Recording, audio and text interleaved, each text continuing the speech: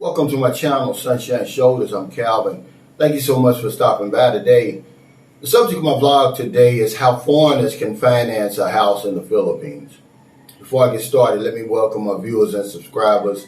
Thank you so much for your kindness, your generosity, and your support of my channel. It's truly been amazing. I never take that for granted. This is a subject that I kind of put on the back burner.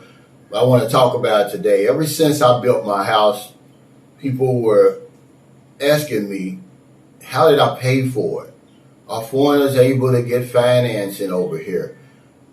But let me make one thing clear. Financing in my video just means how do they pay for their house in the Philippines. If you've made the decision that you're going to put your roots down here and you're going to build a home, I just want to talk about some ways that we pay for it. In the first way, which is the most risky way, and I'm going to go from the most risky on down to the safest, is to pay for the house in cash. A lot of foreigners do that, but there's a lot of risk involved in that. Number one, you're going to already give all the money up front. You have to keep honest men honest. And when somebody already has the money, you have very little leverage. You have very little input. They can basically do what they want to do. They could actually run off with the money. And there's nothing you could do about it. You could go to the police, get you a private investigator. But it's very, very risky to pay for the house up front. I would advise against that. But another mistake that people make is they pay for the house up front and then they're not even here to oversee the work, which is very, very important no matter how you finance your house. You have to be boots on the ground. Don't send the money to your girlfriend. Don't send money to her family. You be here. You oversee the work. You make sure the engineer is doing what he's supposed to do. More than likely, see, when people watch the construction of my house, what I didn't know, but I know right now, is I had an extraordinary engineer. He was honest, and by the way, he had more money than me. But really, I was very fortunate. But I never once thought about paying for the house up front. But a lot of foreigners do that. And it's something that I wouldn't suggest. First of all, I couldn't afford to do that. So yeah, you can pay for it up front, but make sure you're here no matter how you finance your house. Make sure you're here to oversee the work because you have to keep honest man honest. When you're not here, the work slows down. Maybe they're using inferior materials. Okay, but that's one way. It's the riskiest way to do it. The second riskiest way to do this is to owner finance. You see a house, you see it's on a lot, you're interested in buying it, and the owner wants to finance it.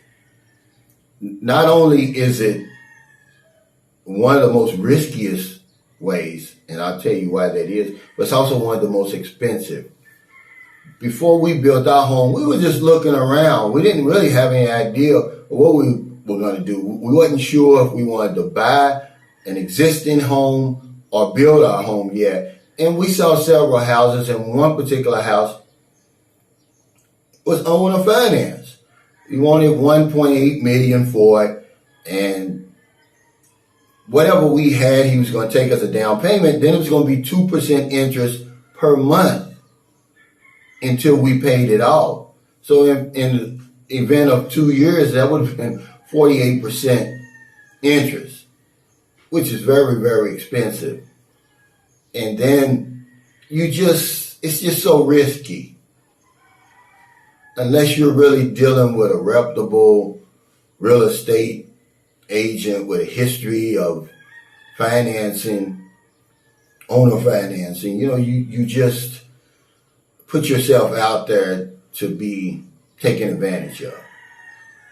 And, once you miss a payment, because the payments are going to be high, because you're trying to pay that off. I think at the time we were going to put down $850,000 or something like that, whatever we had.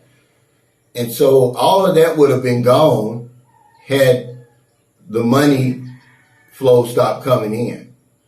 Had I missed a payment or two, they were going to take the house and you're not going to be able to get that back. But it's very expensive, but it is a way that you can do it. And there are reputable people over here that you can work with. So owner financing, it's expensive and it's risky, but it's something that you can do. That way you don't have to be here. If you were still in your home country, that's one good thing about it because the house is already built. That way, you just send the money to your girlfriend, or you could send it to the owner, whatever way you decide to pay for it. The house is already built. So that way you don't have to worry about inferior materials and people running off with your money and like that. Now, the third way, and this is the way that I financed this home. I'm in the guest house right now. Is the Filipino mortgage. That's what I call the Filipino mortgage. This is something I made up. And it's the way that most Filipinos pay for their homes. They pay as you go. Again, you can pay as you go and be here and oversee the project, or you can pay as you go and send the money to your girlfriend or her family, which is very risky. You always want to be here, but pay as you go means you could stretch the project out as far as you wanted to or as quick as you wanted to, depending on what your finances. So if you run out of budget, then it stops until you get more money, then they start again. This is how most Filipinos build their homes, and this is the way I decided to do it because it's a great way. And then once you're done, you're done. You don't owe anybody. There's no monthly bills. I'm going to do a cost of living analysis since we built this house. And man, our living expenses went way down. It was almost cut in half because of our decision to buy a house. I mean, everybody's not going to buy a house over here. A lot of people don't want to make that commitment. I'm talking to the people who have either thinking about building a house or who are going to build a house, and they want to know what their options are. I would say the Filipino mortgage, when your boots on the ground, is the best way. Listen, no matter which way you decide, make sure you're here. Otherwise, trust me, if I've seen it over and over and over, where the hardworking OFW or the young lady who's married a foreigner and went back to his country, she's working, sending money over here to build the house. She's not here. The money goes up in smoke. So if the people would cheat their own, they obviously would cheat you. You have to keep honest people honest. But the Filipino mortgage is the way to go as far as I'm concerned. Because even if you don't like the work, you can just stop, fire them, and get somebody else to continue to work, like we did on the fence, on the wall that we did. The last thing I'll talk about is Pag-IBIG. They got something called Pag-IBIG. Now, that's an acronym, and I can't pronounce it, but it's like a government fund, sort of like a social security system that you pay into voluntarily. They'll take it out of your pay, and it's mainly for Filipinos, but certain expats under certain conditions, if you meet the requirements, you can also be a voluntary member of the Pag-IBIG. If you live here, if you work here, if you're eligible for the social security system. And it'll take a certain amount out every month or whatever it is. I believe it's $450,000. You can get a loan between $450,000 to $6 million, as long as you meet all the requirements. I believe one of them is you have to have been in the fund for at least 24 months. You can't be over 65 years old. Well, if you're a foreigner, you can't be over 60 years old. If you're Filipino, you can't be over 65 at the time of the loan, or over 70 when the loan matures. And they give you pretty good interest rates. The thing about it is a lot of the loans over here, the way the financing is set up over here, there's going to be a balloon payment due at some point in these loans. So just keep that in mind. And I'm going to put the link to the Pag-IBIG because this is really the least riskiest way to finance a home over here. And I want you to look into it.